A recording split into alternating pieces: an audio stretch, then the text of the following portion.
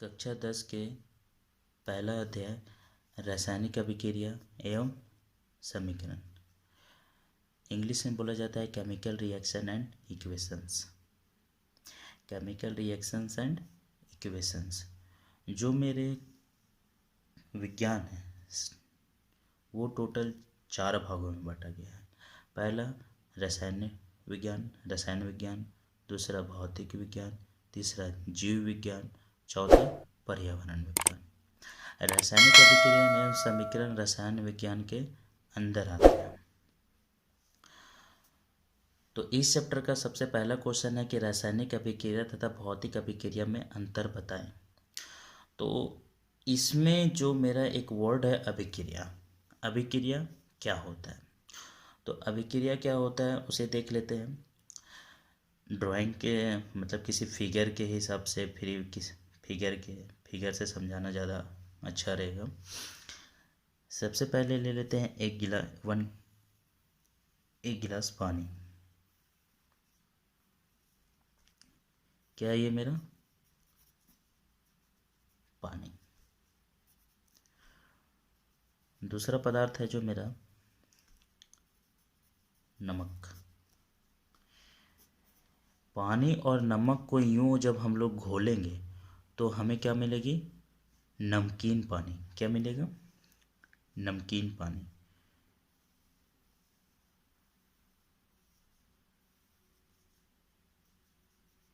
ये हमारा नमकीन पानी। पानी और नमक ये थे हमारे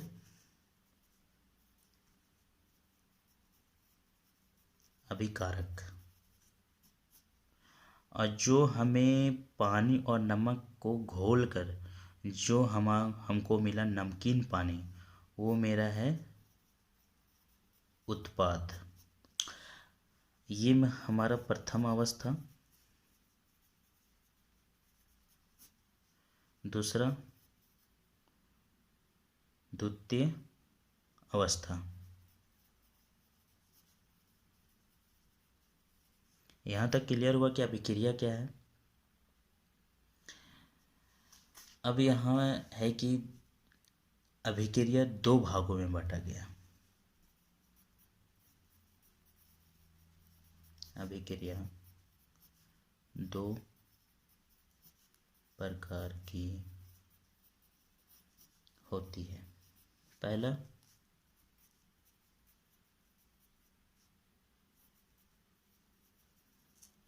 रासायनिक अभिक्रिया,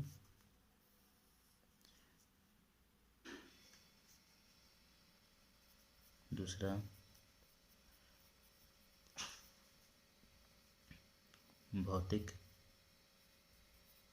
अभिक्रिया। रासायनिक अभिक्रिया में क्या होती है? रासायनिक अभिक्रिया में होता है कि प्रथम अवस्था से द्वितीय अवस्था में जाने के बाद द्वितीय अवस्था से प्रथम अवस्था में नहीं आ सकते हैं। फॉर एग्जाम्पल, जैसे कि हम लोग दूध से दही बनाए तो दही से फिर दूध में वापस आ सकते हैं क्या? नहीं। तो ऐसे ही प्रक्रिया को हम लोग रासायनिक अभिक्रिया बोलते हैं। जस्ट इसका अपोजिट है कि भौतिक अभिक्रिया किसको बोलेंगे? तो भौतिक अभिक्रिया में होता है क्या कि प्रथम अवस्था से द्वितीय अवस्था में जाने के बाद द्वितीय अवस्था से प्रथम अवस्था में आ सकते हैं। फॉर एग्जाम्पल के तौर ले सकते हैं कि जब पानी को ठंडा करेंगे तो ये हमारा क्या बनेगा? बर्फ़। और इस बर्फ़ को जब हम लोग गर्म करेंगे तो किस में चेंज होगा? पानी में। तो इसमें क्या हो रहा है कि प्रथम अवस्था से द्वितीय अवस्था में जाने के बाद द्वितीय अवस्था से प्रथम अवस्था में आ रहे हैं। तो ऐसे ही प्रक्रिया को हम लोग भौतिक अभिक्रिया बोलते हैं। तो यहाँ तक क्लियर हुआ कि भौतिक यानी कि अभिक्रिया क्या होते हैं, रासायनिक अभिक्रिया किसे बोलते हैं और भौतिक अभिक्रिया किसे बोलते हैं। रासायनिक अभिक्रिया किसे कहते हैं या कितने प्रकार की होती है? प्रत्येक को उदाहरण देकर समझाएं। ये क्वेश्चन इस चैप्टर का बहुत इम्पोर्टेंट क्वेश्चन है, क्योंकि ये रिपीटिशन क्वेश्चन है कि 1 साल 2 साल छोड़ छोड़ के ये क्वेश्चन से पूछा जाता है कि रासायनिक अभिक्रिया किसे कहते हैं। तो हम लोग देखते हैं कि रासायनिक अभिक्रिया किसे कहते हैं, यह कितने प्रकार की होती है, प्रत्येक को उदाहरण देकर समझाइए। रासायनिक अभिक्रिया, जब एक या एक से अधिक पदार्थ परस्पर अभिक्रिया करके नए पदार्थ का निर्माण करते हैं तो ऐसे अभिक्रिया को रासायनिक अभिक्रिया कहते हैं।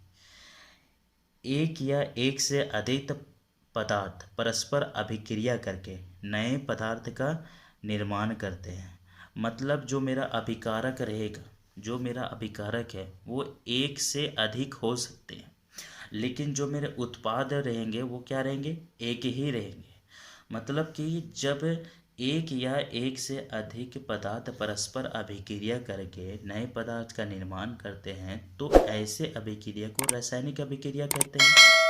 फॉर एग्जाम्पल मैग्नीशियम, मैग्नीशियम का सिंबॉलिक फॉर्म होता है Mg, इसका जो प्रतीक है मैग्नीशियम का वो Mg।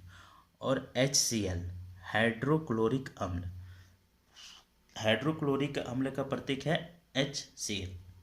जब मैग्नीशियम और हाइड्रोक्लोरिक अम्ल को अभिक्रिया कराते हैं तो क्या होता है, जब मैग्नीशियम जब हाइड्रोक्लोरिक अम्ल से क्रिया करता है तो मैग्नीशियम क्लोराइड व हाइड्रोजन गैस बनाती है। अब ये यहाँ पे देखेंगे कि हाइड्रोजन गैस का जो सामने है वो ऊपर की ओर एरो के क्यों है, तो हाइड्रोजन मेरा क्या है, हाइड्रोजन क्या है, गैस है, तो गैस क्या होता है वो ऊपर की ओर जाती है, इसलिए यहाँ पे एरो क्या दिए हुए हैं, ऊपर की ओर दिए हैं।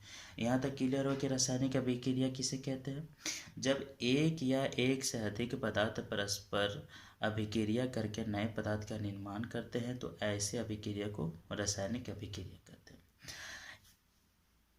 यहाँ तक क्लियर कि रासायनिक अभिक्रिया किसे कहते हैं, यह कितने प्रकार की होती है, प्रत्येक को उदाहरण देकर समझाएं। तो यह कितने प्रकार की होती है, रासायनिक अभिक्रिया के प्रकार, मुख्य रूप से रासायनिक अभिक्रिया निम्नलिखित प्रकार की है। पहला संयोजन या संश्लेषण अभिक्रिया, क्वेश्चन पूछा जाएगा कि संयोजन और संश्लेषण अभिक्रिया, तो संयोजन अभिक्रिया को ही संश्लेषण अभिक्रिया बोला जाता है। दूसरा है वियोजन अभिक्रिया, जिसको ये वियोजन अभिक्रिया या अपघटन अभिक्रिया। तीसरा है विस्थापन अभिक्रिया या प्रतिस्थापन अभिक्रिया। चौथा द्विस्थापन अभिक्रिया या उभय विस्थापन अभिक्रिया। पांचवा है उपचयन या अपचयन अभिक्रिया। ये टॉपिक बहुत इंपॉर्टेंट क्वेश्चन है कि उपचयन और अपचयन अभिक्रिया किसे कहते हैं। तो एक बारी बारी से हम देखेंगे। पहले देखते हैं हम लोग संयोजन अभिक्रिया किसे कहते हैं। तो संयोजन अभिक्रिया किसे कहते हैं कि वह रासायनिक अभिक्रिया जिसमें दो या दो से अधिक प्रकार के पदार्थ के अणु परस्पर जुड़कर केवल एक ही प्रकार के पदार्थ के अणु बनाते हैं। संयोजन मतलब क्या हो रहा है कि जुड़ना। संयोजन मतलब क्या होता है, संयोजन का अर्थ ही होता है कि जुड़ना। तो यहाँ पे बोला जा रहा है कि वह रासायनिक अभिक्रिया जिसमें दो या दो से अधिक प्रकार के पदार्थ के अणु परस्पर जुड़कर केवल एक ही प्रकार के पदार्थ का अणु बनाते हैं, तो ऐसे प्रक्रिया को ही हम लोग संयोजन अभिक्रिया कहते हैं। फॉर एग्जांपल उदाहरण के सही समझते हैं कि Na मतलब सोडियम, सोडियम का ही मेरा प्रतीक है Na, और क्लोरीन का प्रतीक है Cl। तो जब हम सोडियम और क्लोरीन को अभिक्रिया करवाते हैं तो क्या मिलता है, NaCl, सोडियम क्लोराइड। मतलब जो मेरा अभिकारक है वो क्या है, दो है, और लेकिन जो मुझे उत्पाद मिल रहा है वो क्या है, एक ही है। मतलब संयोजन अभिक्रिया में अभिकारक एक से अधिक हो सकते हैं लेकिन उत्पाद क्या रहेंगे, केवल एक ही रहेंगे। तो सोडियम और क्लोरीन को जब हम अभिक्रिया करवाते हैं तो सोडियम क्लोराइड बनता है। दूसरा एग्जाम्पल है कि कार्बन और ऑक्सीजन। कार्बन और ऑक्सीजन को जब हम आपस में अभिक्रिया कराते हैं तो कार्बन डाइऑक्साइड मिलता है। अब पूछिएगा कि इसमें सोडियम के साथ जो सोडियम है उसमें क्यों 2 लगा हुआ है। तो इसमें 2 इसीलिए लगा हुआ है क्योंकि सोडियम का क्या है, ये 2 मोल है। क्या है, 2 मोल। आगे हम पढ़ेंगे कि बैलेंस करना हम लोग सीखेंगे कि ये बैलेंस कैसे हो रहा है। तो इसमें बैलेंस करने के लिए ही हम लोग यहाँ पे 2 लगाए हैं, क्योंकि यहाँ पे 2Na और Cl, जब हम सोडियम और क्लोरीन को आपस में अभिक्रिया करा रहे हैं तो क्या बन रहा है मेरा 2NaCl, मतलब इधर भी 2 और इधर भी। तो हम लोग इसमें क्या कर रहे हैं, बैलेंस कर रहे हैं। यहाँ तक क्लियर हुआ कि संयोजन अभिक्रिया क्या किसे कहते हैं। अब दूसरा टॉपिक है वियोजन अभिक्रिया। वियोजन मतलब ही हम लोग क्या होता है कि टूटना, मतलब क्या होता है, टूटना। तो वियोजन अभिक्रिया क्या है कि वह रासायनिक अभिक्रिया जिसमें कोई यौगिक अपने अवयवी तत्वों अथवा छोटे छोटे सरल यौगिकों में वियोजित हो जाता है, उसे ही वियोजन अभिक्रिया कहते हैं। इसका एग्जाम्पल ही संयोजन अभिक्रिया से ही हो जाएगा। क्यों, क्योंकि इसका जो अभिकारक रहेगा वो क्या रहेगा, केवल एक ही रहेगा। अभिकारक जो रहेगा एक ही रहेगा और इसका जो उत्पाद रहेगा वो एक से अधिक होंगे। जैसे कि इसी का जस्ट एग्जाम्पल यानी कि अपोजिट हो जाएगा कि NaCl को जब हम तोड़ेंगे तो किस में टूटेगा, सोडियम प्लस क्लोरीन में टूटेगा। तो ये मेरा एग्जाम्पल हो जाएगा वियोजन अभिक्रिया का। तो वियोजन अभिक्रिया यहाँ तक क्लियर हो गया। इसके आगे यहाँ पे है कि वियोजन अभिक्रिया। वियोजन अभिक्रिया जो है, वियोजन अभिक्रिया निम्नलिखित 2 प्रकार की होती है। वियोजन अभिक्रिया निम्नलिखित 2 प्रकार की होती है। कौन कौन, उसमें वियोजन, उसमें वियोजन थर्मल डिकम्पोजिशन। यहाँ पे इंग्लिश हम इसलिए लिखते जा रहे हैं कि हर एक टॉपिक को इंग्लिश इसलिए लिखते जा रहे हैं क्योंकि 10वीं के बाद आप लोग जब 11th या 12th में जाइएगा तो हिंदी, वहाँ पे हिंदी बहुत कम देखने को मिलता है। तो वहाँ पे क्या मिलेगा, इंग्लिश में मिलेगा। तो हम वहाँ पे जान रहे हैं कि 10th क्लास में कि हिंदी इसका ये होता है, हिंदी ये होता है, लेकिन साथ ही साथ हम लोग इंग्लिश भी देखते जाएंगे। क्योंकि वहाँ 11th और 12th में जाने के बाद अचानक से इंग्लिश कन्वर्ट हो जाता है, हिंदी टू इंग्लिश हो जाता है, जो हिंदी मीडियम के लिए पॉसिबल नहीं होता है। मैं भी जैक से ही हूँ, इसीलिए हम हर एक टॉपिक के साथ उसका इंग्लिश लिखते जा रहे हैं। तो उसमें वियोजन, जिसको थर्मल डिकम्पोजिशन बोलते हैं, जब किसी पदार्थ के वियोजन की अभिक्रिया ऊष्मा देने पर होती है तो उसे उसमें वियोजन कहते हैं। मतलब कोई पदार्थ को ऊष्मा देकर क्या कर रहा है, किसी पदार्थ को ऊष्मा देकर अभिक्रिया कराया जा रहा है, उसे ही ऊष्मीय वियोजन अभिक्रिया कहते हैं। जैसे KClO3 पोटासियम क्लोराइड, क्या KClO3 को पोटासियम क्लोराइड बोलते हैं। जब हम इससे अभिक्रिया करने के मतलब अभिक्रिया कराने के लिए ऊष्मा अपघटन कराते हैं, ऊष्मा देते हैं, तो ये किस में टूटता है, KCl मतलब पोटासियम क्लोराइड और ऑक्सीजन में टूटता है। किस में टूट रहा है, KCl पोटासियम क्लोराइड और ऑक्सीजन में टूट रहा है। ऑक्सीजन मेरा गैस है इसलिए यहाँ पे एरो ऊपर की ओर दी गई है। अब इसी का दूसरा है विद्युत वियोजन। इसी का जस्ट अपोजिट यहीं पे इसका डिफिनेशन बन जाता है कि जब किसी पदार्थ के वियोजन की अभिक्रिया विद्युत देने पर होती है तो उसे ही विद्युत वियोजन अभिक्रिया कहते हैं। तो इसका यहाँ पे एग्जाम्पल है, उदाहरण देके विद्युत वियोजन का एग्जाम्पल देके कि H2O यानी हाइड्रो ऑक्साइड जो हमारा जल होता है, पानी, विद्युत वियोजन करवाएंगे। जब पानी में मतलब H2O को विद्युत वियोजन करवाएंगे तो किस में टूटेगा, हाइड्रोजन और ऑक्सीजन में टूटेगा। किस में टूट रहा है, हाइड्रोजन और ऑक्सीजन। विद्युत वियोजन को इंग्लिश में बोला जाता है इलेक्ट्रोलाइसिस इलेक्ट्रोलाइसिस डिकम्पोजिशन।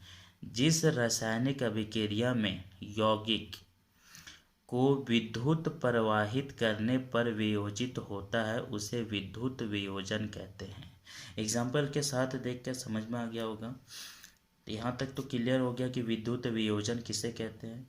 अब थर्ड पॉइंट आता है विस्थापन या प्रतिस्थापन अभिक्रिया किसे कहते हैं। विस्थापन व प्रतिस्थापन अभिक्रिया किसे कहते हैं।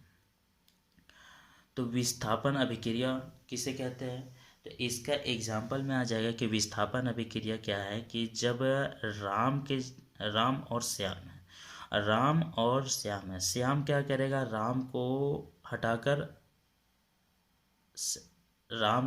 श्याम राम की जगह में बैठ जाता है। तो इसी को हम लोग बोलते हैं विस्थापन। जैसे विस्थापन वह रासायनिक अभिक्रिया है जिसमें किसी यौगिक के अणु के किसी एक परमाणु अथवा समूह के स्थान पर कोई दूसरा परमाणु अथवा समूह आ जाता है। तो ऐसे प्रक्रिया को ही विस्थापन अभिक्रिया या प्रतिस्थापन अभिक्रिया कहते हैं। जैसे कि यहाँ पे है Fe मतलब iron, CuSO4 copper sulphate. Iron और सल्फेट को जब अभिक्रिया कराते हैं तो क्या मिलता है, फेरस सल्फेट और कॉपर। यहाँ पे देखिए जो मेरा Fe है, आयरन है, वो क्या कर रहा है, Cu को हटाकर खुद Fe यहाँ पे बैठ जा रहा है। मतलब हम पीछे बताएं, क्या बताएं कि जो राम और श्याम हैं, श्याम जो है राम को हटाकर राम की जगह पे बैठ जा रहा है। तो यहाँ पे क्या है, Fe है जो वो Cu को हटाकर Cu के जगह में बैठ जा रहा है। तो यहाँ पे क्या बन रहा है, FeSO4 फेरस सल्फेट, और Cu क्या हो जा रहा है, बाहर निकल जा रहा है। तो Cu क्या, कॉपर बाहर निकल जा रहा है। और मेरा जो कॉपर है वो मेटल है, जिसके कारण से इसका जो एरो वो नीचे की ओर है। मेटल होने के कारण एरो ये नीचे की ओर है। ये ऐसे क्या है हुआ कि आयरन जो है वो कॉपर को हटाकर खुद बैठ गया और कॉपर को बाहर फेंक दिया। ऐसा इसलिए होता है क्योंकि सक्रियता श्रेणी के कारण जो फेरस है वो कॉपर से ऊपर है, जिसके कारण से Cu को हटाकर आयरन आ जा रहा है। यहाँ तक कोई क्लियर हो ही गया होगा। इसके आगे बढ़ते हैं।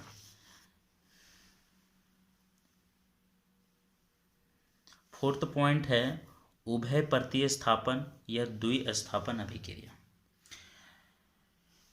उसी का अपोजिट है कि जब रासायनिक अभिक्रिया में यौगिक के आयनों अथवा घटकों की अदला बदली हो जाती है तथा नए यौगिक बनाते हैं, वह उभय प्रतिस्थापन अभिक्रिया कहलाती है। जैसे कि राम और श्याम, राम यहाँ पे है और श्याम यहाँ पे है। तो श्याम क्या करेगा, राम के प्लेस में बैठ जाएगा और राम क्या करेगा, श्याम के प्लेस में बैठ जाएगा। मतलब इसमें पदार्थों की अदला बदली हो रही है। तो मतलब अदला बदली हो रही है, तो इसी को ही हम लोग क्या बोल रहे हैं, उभय प्रतिस्थापन अभिक्रिया। क्या बोला जा रहा है कि जिस रासायनिक अभिक्रिया में यौगिकों के आयनों अथवा घटकों की अदला बदली हो जाती है तथा नए यौगिक बनते हैं, वह उभय प्रतिस्थापन अभिक्रिया कहलाती है। उदाहरण के साथ क्या है कि BaCl2 बेरियम क्लोराइड और sodium sulphate Na2SO4 sodium sulphate, इसमें क्या कर रहा है कि Ba क्या कर रहा है, SO4 के साथ ले रहा है, B क्या कर रहा है, SO4 के साथ हो जा रहा है। तो क्या बनेगा, बेरियम सल्फेट। और जो मेरा Cl है, क्लोरीन जो है, वो क्या कर रहा है, सोडियम के साथ बैठ जा रहा है। तो ये मेरा क्या बनेगा, NaCl2 सोडियम क्लोराइड। अब यहाँ पे देखिएगा Cl मतलब क्लोरीन का कितना है, 2, और सोडियम के कितना है, 2, इसीलिए यहाँ पे क्या बैठ गया, 2 2NaCl मतलब सोडियम क्लोराइड। उभय प्रतिस्थापन यहाँ क्लियर हुआ कि इसमें क्या हुआ कि जब कोई दो पदार्थ जैसे राम और श्याम है, श्याम क्या करेगा, राम के प्लेस में बैठ जाएगा और राम क्या करेगा, श्याम के प्लेस में बैठ जाएगा। मतलब इसमें स्थानों की अदला बदली हो रही है। तो ऐसे ही प्रक्रिया को क्या बोलेंगे, उभय प्रतिस्थापन या द्वि प्रतिस्थापन अभिक्रिया। अब इसमें लास्ट आ रहा है कि उपचयन और अपचयन अभिक्रिया क्या है। उपचयन और अपचयन अभिक्रिया किसे कहते हैं। तो उपचयन अभिक्रिया वैसी रासायनिक अभिक्रिया है जिसमें किसी पदार्थ में ऑक्सीजन में वृद्धि होती है, उसे उपचयन अभिक्रिया कहते हैं। मतलब उपचयन अभिक्रिया वैसी रासायनिक अभिक्रिया है जिसमें किसी पदार्थों में ऑक्सीजन में वृद्धि होती है, उसे उपचयन अभिक्रिया कहते हैं। उदाहरण में क्या है कि 2H2 plus O2, 2H2 plus O2, इसमें क्या आ रहा है, हाइड्रोजन के साथ ऑक्सीजन जुड़ जा रहा है, जिसमें क्या हो रहा है, ऑक्सीजन की वृद्धि हो रही है। तो क्या यहाँ पे हो रहा है कि 2H2O, मतलब यहाँ पे क्या बना रहा है, पानी बना रहा है, जल बना रहा है। तो इसमें क्या हो रहा है कि ऑक्सीजन की वृद्धि हुई, किसमें, हाइड्रोजन के पास, हाइड्रोजन में ऑक्सीजन की वृद्धि हुई। तो इसी को ही हम लोग क्या बोलते हैं, उपचयन अभिक्रिया। दूसरा है अपचयन अभिक्रिया। अपचयन अभिक्रिया क्या है कि वैसी रासायनिक अभिक्रिया जिसमें किसी पदार्थ में ऑक्सीजन की कमी होती है, उसे अपचयन अभिक्रिया कहते हैं। जैसे उसी का अपोजिट एग्जाम्पल क्या कि 2H2O जब ये टूटेगा, तो 2H2O जब टूटेगा तो क्या बनेगा, hydrogen plus oxygen, hydrogen plus oxygen, तो 2H2O प्लस O2। तो इसमें क्या हो रहा है, ऑक्सीजन की कमी हो रही है, ऑक्सीजन की कमी हो रही है। यहाँ तक तो मेरा कंप्लीट हो गया, ये मेरा फर्स्ट पार्ट था। सेकंड पार्ट है, इसे मतलब बहुत जल्द ही लाऊंगा। अगर अच्छा लगे तो लाइक एंड सब्सक्राइब कीजिएगा।